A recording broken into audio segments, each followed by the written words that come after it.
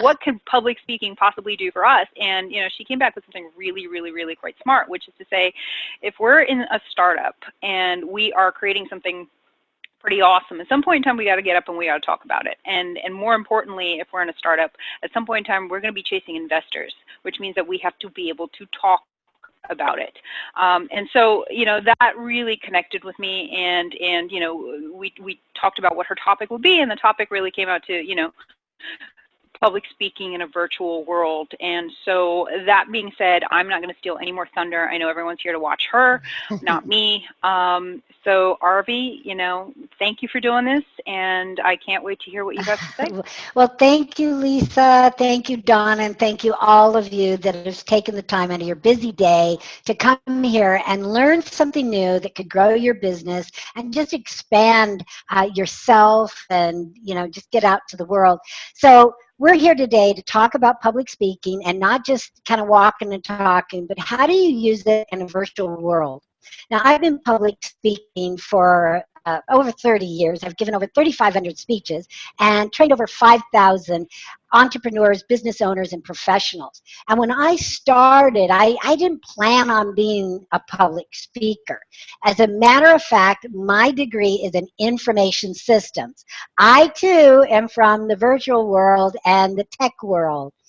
And so when I graduated back in the 80s, I went to work for a company by the name of Deloitte, Haskins & Sells, one of the big 8 CPA firms. Now, I wasn't a CPA, but I was a systems consultant.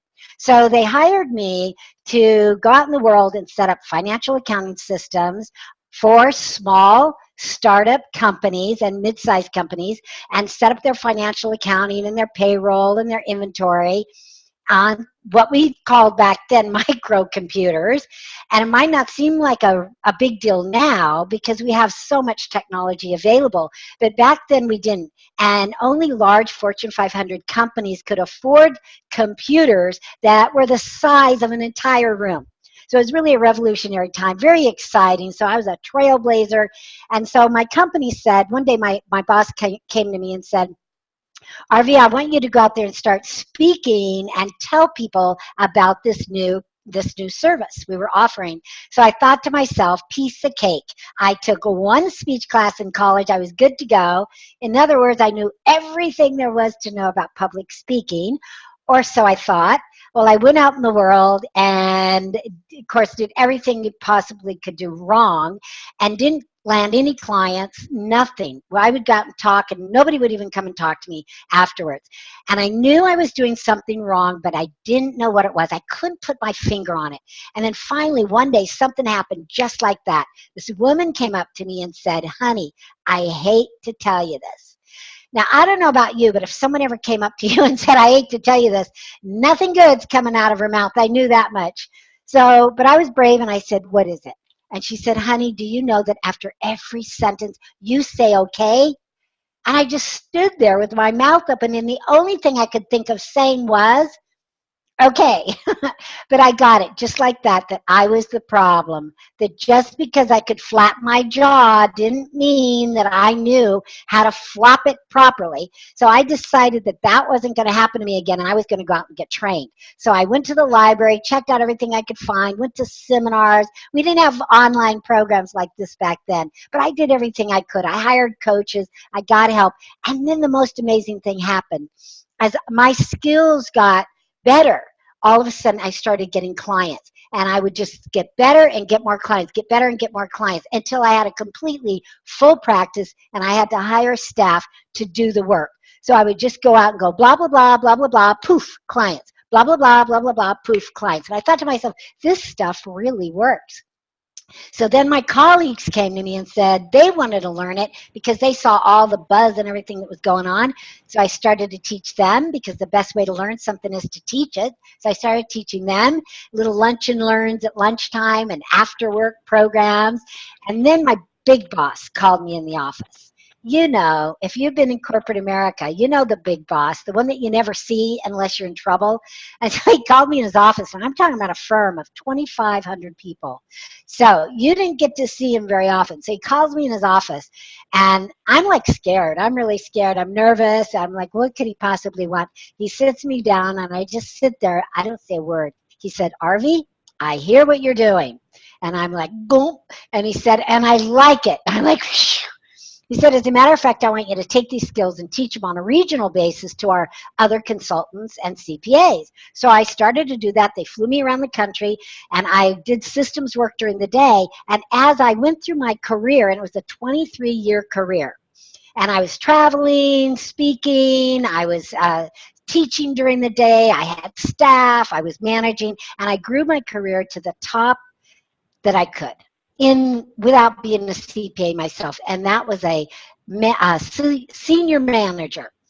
23 years. And I mean, I was living the dream. I was making six figures. I was driving my BMW, not because it was the best machine in the world, but because I looked good in it, right? I reached the top. I thought I was really, successful. That was it. And then all of a sudden, boom, something happened just like that once again. That changed my life and changed everybody's life. And that was 9/11. We just celebrated, well, I shouldn't say celebrate, but we just acknowledge that recently that had that kind of birthday. And when 9/11 happened, it was a wake-up call for me. And that was, I realized that there was nothing I could do that my staff couldn't do better and cheaper than I could. I realized I was on a hamster wheel, and no matter how much money I brought into the firm, it just wasn't enough. So I decided it was time to make a change. But I didn't know what kind of change, because systems consulting, being a techie is all I knew. So I did what any and every smart girl would do. I prayed about it. And it wasn't long before the answer came. God told me, get out there and speak and teach other people how to use public speaking to grow their business, to do what they want to do what they love to do, and grow their business, get clients, generate leads through speaking. So I did. I left my corporate job and everything that it had to offer. And that was 12 years ago today. And again, since that time, I've trained over 5,000 people to embrace this technology, to embrace public speaking, and to get out into the world and make a difference with their words. So here today, I'm going to show you how we can bring it to the virtual world, because not only have I been speaking in the outside world, but also in the virtual world, seminars, videos, even teleclasses, and promoting it through the internet. So today, that's going to be the conversation. And I'll tell you, it's not that different from speaking live. The only difference is that we're going to be live behind a computer. So I want you all to spell out the word leads, because it all begins with leads. If you want more business, whether you want more people to come through the internet and buy your products and services, whether you want to sell something live, it doesn't matter. You need to get in front of more people. That is the secret. If you want to make more sales, if you want more clients, if you want to make more money, if you want more freedom, you need to get in front of more people, period. Public speaking is the way to do it. Whether you do it live, whether you do it virtually, whether you do it over the telephone, whatever it is, you need to get in front of more people. So that's what I call leverage. So we're going to take L and spell leverage. So when we look at leverage, it works like this. If you did a public speaking, maybe webinar, maybe a video webinar like this, a teleclass, even a live presentation, if you did one of them a week, and let's say your audience, for the sake of addition, right, multiplication, whatever, let's say it's 25 people. That's a good average, whether it's a live group, whether it's getting them on a phone call or getting them into a virtual room like this, maybe even a Google Hangout. You'll probably get more, but for the sake of mathematics, let's just say 25. That's on the low end. 25 times 4, let's say you did it once a week, you did it 4 times a month. That's all, right? We're not talking about doing it a lot. Let's say you did that. How many people would that be that you're in front of that you wouldn't normally be in front of? 100 people, right? 100 new people that you'd be in front of. Some of you haven't been in front of that many people all year. So 100 new people that don't know you. I'm talking new people. Now, take that, and let's say you only did that 10 months out of the year, because I'm going to give you December off because not much happens in December, and you're going to get January off to plan. Is that cool or is that cool? So that's my gift to you because you don't need to work that hard. So, uh, so 10 times, so we have 100 times 10 is 1,000. So 1,000. Now that's only using a group of 25. What if the groups that you spoke in front of, even virtually, were 2,000 or 200 or 5,000? That variable will change and increase. All right? So you see how your results will increase. Now, what if I could give you a script where no matter where you spoke, you could draw out the people that were interested in your products and services without a hard sell? Would that be of interest to you? That be cool? Yes. So if you did, if I gave you that script, and I'll give it to you a little bit later, so hang in there. If I gave you that script, you could pull out probably 5 out of the 25. These are people that say, you know, I'm interested, I want to know more. Now, when those 5 people come up to you at the end of your talk or the end of your webinar, they email you or whatever call to action that you ask them to perform, and I'm going to have a small little call to action at the end of this video webinar, so stay tuned. I don't want you to miss it. It's a gift of over $1,000, so it's really worth hanging in there, and I'll let you know how to get it. And don't zoom to the end. That won't work either. All right, so 1,000 people. Now just think of, think of this. Or 25 people. First, let me go back to the 25. 25 people, I give you the script, you're going to pull out 5 people. That's on average. Sometimes it might be 3. Sometimes it might be more. Now, when they come up to you, you never sell standing up. That's a rule of thumb. Write that down in your notes. Never sell standing up. So what do I mean by that? Someone comes up to you and says, well, how much do you charge? Or someone writes you an email and says, how much do you charge? Never, ever respond that way. You want to get them on the phone. You want to get them engaged. Yes, the old-fashioned on the phone technique. Because if you email them, they can pretend that they didn't get your email. If you speak to them standing up, if it's live, you might get interrupted. So always take a name and number, get their number, and then make a phone call later when your butt's in the chair and their butt's in the chair too. Got it? All right, got it. Good. All right, so now I'll give you the script a little bit later. Remind me if I forget. Put it in the chat box because I'm on a roll. All right, so now let's say you had 5 people. And 5 times 4. 5 times 4 is what? 5 times 4 is okay. So let's just say 3 of those end up being 20. Oh, I couldn't think of it for a minute. I'm on a roll. Thank you. 20. So 20 times 10 is 200 leads. 200 hot leads that you have. Now let's say that out of those 5, you're going to close 3. When you do it right, when you get the butts in the chair, you're going to close 3. So 3 times 4 is 12, right? 12 times 10 is 120. 120 new clients. Now, write down how much one client is worth to you. Is it 200? Is it 500? Is it 2,000? Now, so 2,000, let's say your client's worth 2,000. 2,000 times 120. I hope I haven't lost anybody. How much is that? See, that's the beauty of getting in front of more people. So that's leverage. Now let's go to the E. And if you have any questions, you can use the chat box and just ask some questions, and we'll come to those in a little bit.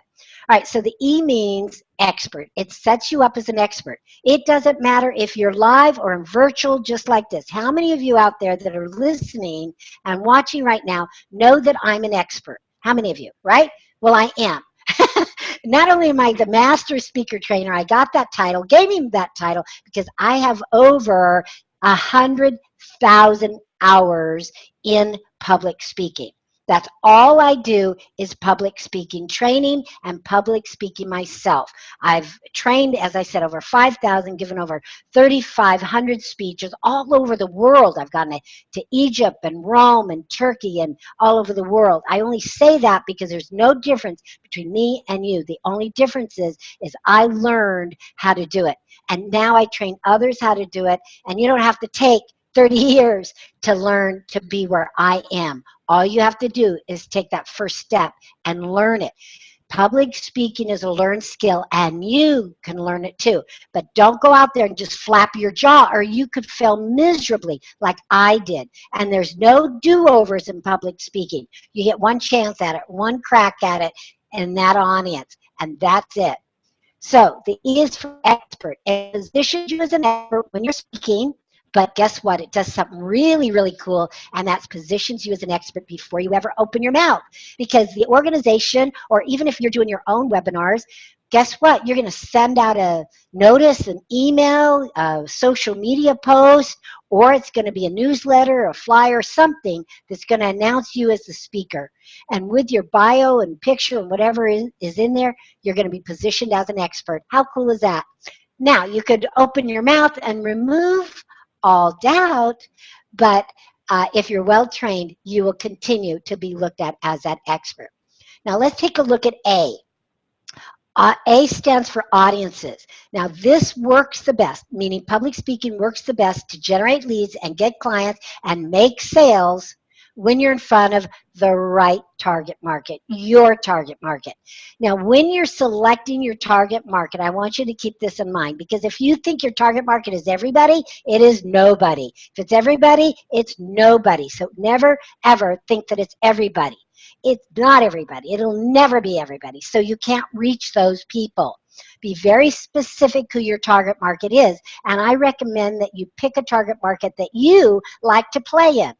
So, for instance, I had a client came to me, and I said, we had this conversation about what his target market was, and he's a financial planner, and he's just had a big heart, and he said, my target market are the broke and broken. And I guess where he was in his career. He was broken. So be careful what you select as your target market. And I advised him, pick the affluent. Because when you pick the affluent and they come and you do your product services and all your financial planning, then you can afford to freely go out and help the broken. But you don't have to have that be your target market. So pick an audience, pick a group, pick a target market that you can play in, and then you will know how to target them. Got it?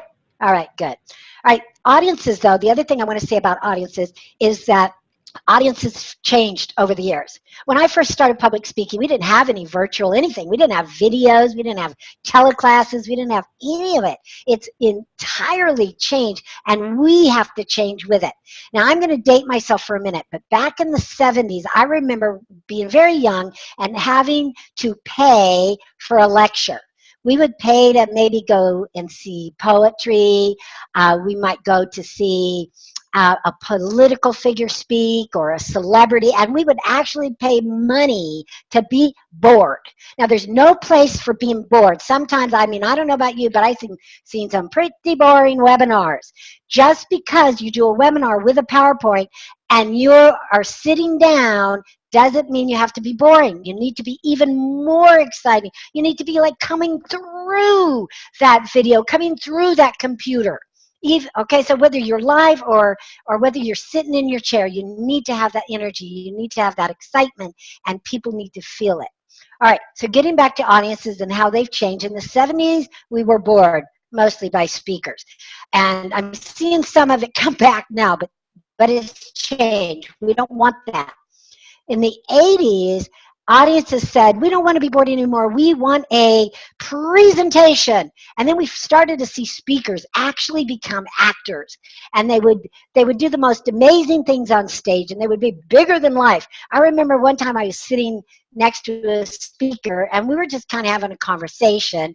And then he got up to speak, and he turned into Mr. Presentation. I didn't even know who he was. It was not the guy I was talking to sitting right here. So audiences finally said, we don't want that. Forget that. We just want a conversation. Give us a conversation. So then in the 90s, we started hearing and seeing speakers. We started hearing the term speak from the heart. That's where it came from, speak from the heart. Audiences just wanted a conversation. But today it's different. And audiences now want an experience. And when you're doing it virtually, it's very difficult to give them an experience. So you need to be more exciting. You need to invite them to do chats. You need to invite them to ask questions through the chat box. If you can turn on multi-videos, do that.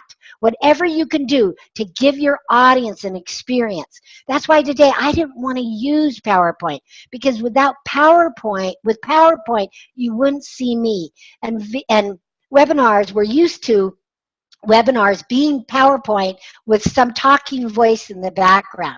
Now it's all changed. Technology's changed. And we have these great tools like what we're using today that actually allow you to speak almost like as if you were right there live in front of somebody. So I recommend get rid of the PowerPoint and come and do video training and video speaking just like this. Now let's go to the D. The D in leads, where if you just joined us, we're spelling out leads. Now the D stands for, I'm going to give you two Ds because it really, really is important. So make sure you're writing this down. The D is for database. Now, I know we live in this virtual world and social media is running rampant. But from my experience, now you may have a different one, but from my experience, if you want to fill a room, whether it's a live room or a virtual room, you still do it from your database or your list or whatever you want to call it. I have filled many, many rooms. I've given over 500 live talks. I've given over 6,000 teleclasses and 500 webinars myself. And they come there because of my list. Very few come from social media. Some do, absolutely, but it's my list. Why is that? Because people on my list know me. Because they've either seen me talk, heard me talk, or been in a live room with me. They tend to stay on my list. There's ones that know about public speaking. They want to know more about public speaking. So again, whatever your niche is, that's what you want to talk about. Oh, I want to backtrack for a moment. I'm on the D, but I want to backtrack back to A. Okay, and this is important. Now, when you public speak, and if you forget something, it's okay to go back. Who cares? Because, and I'll tell you why. And this is what I left off, and it's important, and I'm being it right now. Because let me share with you where public speaking is going. We talked about where it's been and where it is now, which people want an experience. But here's where it's going, and I'll tell you why I know where it's going, because that's all I do is public speaking. I don't have a network marketing company on the side. I don't sell real estate on the side. Not that there's anything wrong with that, but if you want to be a master of anything, you have to be a master of one thing. So you pick it. So I'm a master because that's all I do. I sleep it, breathe it, look it through the rose-colored glasses, everything. And I could tell you where it's going. Where it's going is real. People want naked, authentic. Can't even say it, I'm talking so fast. Naked authenticity. In other words, they want you to be real. They want to know who you are. What do you stand for? Being politically correct is no longer correct. Being politically correct is not correct anymore. In other words, people oftentimes might say higher power because they don't want to offend anybody. I'm telling you, I believe in God, G-O-D, period. So people that are women and men of faith will be attracted to me. And if you're not, that's okay. I love you. Mwah. Anyway, the public speaking skills I teach are for everybody.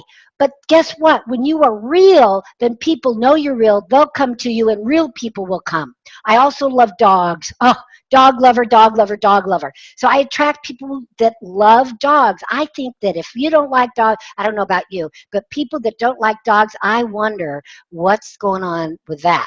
All right. So just whatever it is, maybe you like golf, right? I'm not a golf player, but I can appreciate and adore people that can have that kind of focus and concentration and get out there and hit that tiny little ball. So whatever it is for you, be free to share it. That's where it's going. That's where public speaking is going. Those people that resonate with you will come and they'll stay with you. How cool is that? That's cool. All right, so let's get back to the D. The D is for database. So what was I? I was just being real. I forgot something. I came back and said it. Boom, I'm real. Hello, because why? The information was more important than me, going, oh, well, I forgot something. Who cares? Just be real. All right, so the D is for database. So you want to build that database. How do you build that database? Well, in the virtual world, you want to have an offer. Most of you probably already know this, but make sure you're doing it every single time you talk. An offer for an opt-in for a free, whatever, free prize. And at the end of this webinar, I'm going to share my opt-in. And you want to make that offer so irresistible that people will want to have it. If you're in a live room, you can do a physical gift and give something away for free. And gather business cards. Ask permission. Now, if someone opts in, that's permission. But if you're live, you might have to ask permission. So the way I do it is I just tell people, I'm going to put you in my database. Those of you that don't want to be in my database, simply fold your card in half. And when I get back to my office, I won't put it in. Sound good? Sound good. Usually I don't get folded cards because I always tell them folded cards never win. I don't know, it's just karma, who knows? So anyway, whatever you do, find a way to have people opt in so that you can get them on your database. Now the S, the final thing that I want to share is I had a second D. The second D stands for difference. Whatever you do, wherever you do it, you must think of your audience and think of how you can help them and how you can make a difference in their lives. This isn't about you selling. It's not about you at all. It's about your audiences, and that's another way audiences have changed. You need to build rapport and make it about your audience and give them great information, just as I have given today. It's not an infomercial. It's not all about your business and your company, but it is about giving them some solid information that they can take away. And those that want more, you'll give an offer at the end to get more. And I'll show you in a few minutes what that is. The S is for sizzling hot leads. Sizzling hot leads. Those 5 people that come up to you at the end of your talk, how are you going to identify them? Now I'm going to give you the script. The S is for sizzling hot leads along with script. Here is the script. At the end of your talk, make sure you write this down. The end of your talk, instead of saying, are there any questions, which always creates an awkward moment. Don't even do that anymore because you might get some bozo or yahoo trying to dominate and ask a question or get to a question and waste your speaking time. So don't do that. That's an old model. Q&A is an old model. So don't even do it, not even on your webinars or anything else. I would instead say this. I know you probably have a lot of questions and I want to answer them. So I'm going to be standing right here, or put them in the chat box, or write me an email. Here's the email address. Whatever you want to do, you can kind of capture that. Because guess what? The people that reach out to you, whether it's email or in the chat box or stand up and physically come to you, those are your hot leads. Those are your sizzling hot leads that are raising their hand and saying, I want to know more. Now, you're not going to give them more right then. You're going to make an appointment. Call them, use the old-fashioned telephone is what I recommend, or a video like this. You could do a video call, a FaceTime call. That'd be even super way to connect with them and close their leads. The other part of S, so we said sizzling hot leads, we said scripts, and the last S I want to give you for leads is stories. You need to put stories in your presentation. All presentations, there's 4 stories that you need to have, whether it's a live presentation, video presentation, webinar with a PowerPoint, teleclass, whatever it is, Google Hangouts, I don't care, you need 4 stories in your presentation. Now there's 4 stories that you need, and I'm going to share them with you right now. This is gold, so write them down. Number 1 is your professional story. Sometimes people call it a personal story. Now, ladies and gentlemen, when you share your personal story, here's a tip. Don't use this platform to heal. You know what I mean? We've all seen it. Instead, you heal, and then you bring your story to the platform and use it to heal others. Got it? Good. All right. So that's stories, but there's 4 stories. The other story that you need is success stories. Those are testimonials about people who've came and hired you, your products and used your products and services, and successful, whatever it is. Testimonials, success stories. Then you need emotional stories. Emotional stories. Now, emotional doesn't mean crybaby stories. They can be fun stories. They can be funny stories. Think of this. Funny equals money. So let me give you a small example. There was a little boy about 10 years old, and he was looking up at pictures, black and white pictures up on the wall. And a minister came up, and he was in church. A minister came up and said, "Young man, do you know that those are pictures of men who died in the service?" And the young boy looks up at him and asks him, "Was that the 9 o'clock service or the 10 o'clock service?" So you see, you can use funny stories and it just relieves your audience of any tension. You can do them in virtual rooms just like this. Now, okay, so you're going to use stories. The last story that you need is a story with a lesson. Now, stories with a lesson or metaphors are stories that you don't tell the audience what they are. You just tell them the story and you let them come up with their own metaphor or their own lesson. So let me share one with you now. Several years ago, I had the opportunity to go to Egypt. I was invited by Christopher Howard, who is one of the big NLP gurus out here in California. And so he invited myself and 23 other, actually 19 other mentors to mentor for his Billionaire Adventure Club. And there were people, hundreds of people that come from all over the world, from Hong Kong and Europe and Australia, and a few from the United States. And so there was a pre-trip and the regular trip of 8 days, and then a post-trip. And about 23 of the 100 of us decided we wanted to stay in Cairo and go up to Mount Sinai. Now, if you know the significance of Mount Sinai, that's where Moses was delivered the 10 Commandments. So we got up at 2 o'clock in the morning. We went to the base of St. Catherine's Monastery. Now, St. Catherine's Monastery, the significance of that is that's where the burning bush is. Now, don't worry, it's not burning anymore, but it's still alive. Thousands of years later, it's still alive and vibrant and protected. So we met there, and it's pitch black, and the Bedouin people, they're the cave dwellers, they own the camels. They're the ones that have the turbans and long shirts and long hair and beards. And so one of the Bedouins grabbed me and put me on his camel. Now, I've never been on a camel before. I don't know, maybe you have. So you know it's coming. So the camel stands up, and he stands up with his hind feet first, and my whole entire body and head go into the sand. And then he stands up. Now I'm 13 feet in the air, higher than I've ever been, holding on for dear, dear life. So we go up this mountain. Now think of it this way. There's 2,000 people that go up this mountain a day to see the sunrise. Some walk 3,750 steps, and the rest of us went on the camel. So it takes a couple of hours to get up there. Now, so it's getting around time, around 4:30, 5 o'clock, and it's pitch black, and it's camel after camel after camel going up this trail along the outside of the mountain. Now, my camel decided he's going to weave inside and out. And as we got closer to the edge, I'm like, whoa. And then he came back and I'm like, whoa. So just picture this. It's pitch black. And the only thing you can hear is me screaming my head off. Oh my God.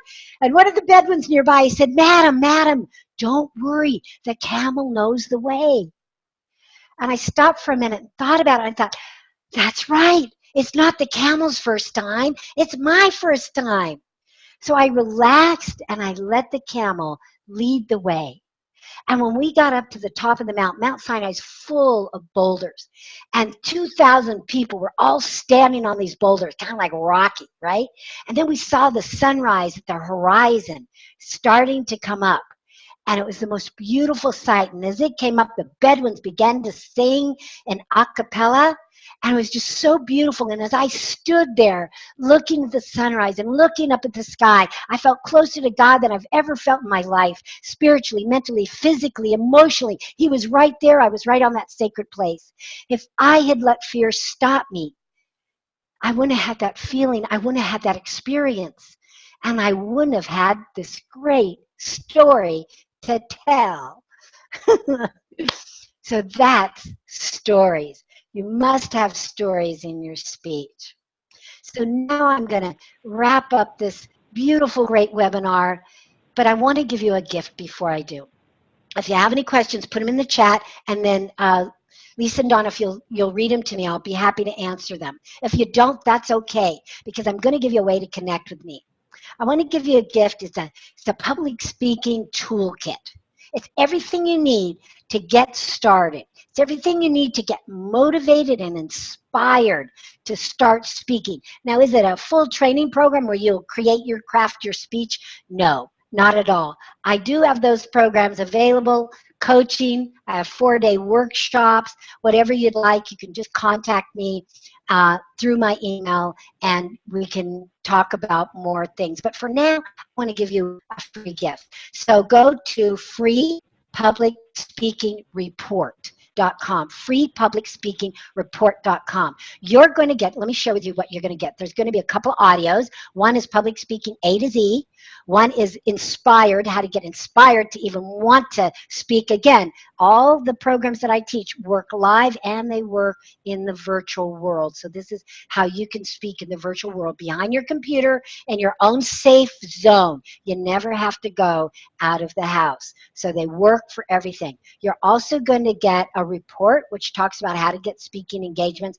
And then you're going to get a very special strategy session with me, which is a 30-minute strategy session. All you have to do is contact my office. We'll schedule it. That strategy session is worth $150, but the whole kit and caboodle is worth $1,078. So just go to freepublicspeakingreport.com. If you want to contact me directly, you can go to my private email, keep it private, and that's robinson@instantprospeaker.com.